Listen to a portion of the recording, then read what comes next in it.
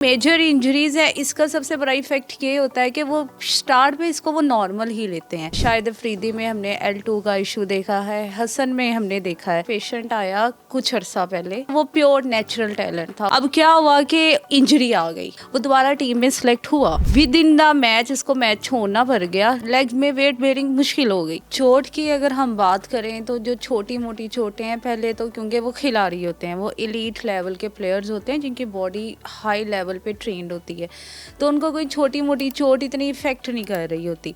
लेकिन कई बार जैसे मेजर इंजरीज आ जाएं, जैसे है डिस्क बल्ज आ जाए, अक्सर लिगामेंटस टेयर है जो शाहीन में भी हमने देखा है।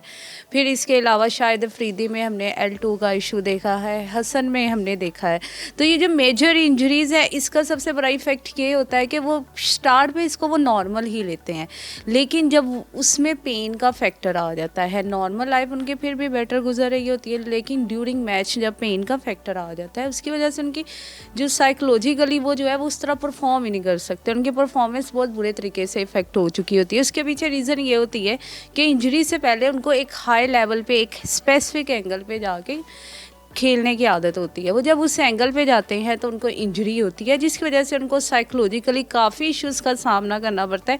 अगर हमें याद हो, जब शाहीन की इंजरी हुई है, उसके बाद फिर वर्ल्ड कप का फाइनल था, मैच के दौरान वो गिर गया, उसकी नी जो है वो बेंड हुई, वो गिर गया। उसके बाद उसकी परफॉर्मेंस आज तक नॉर्मल नहीं हुई।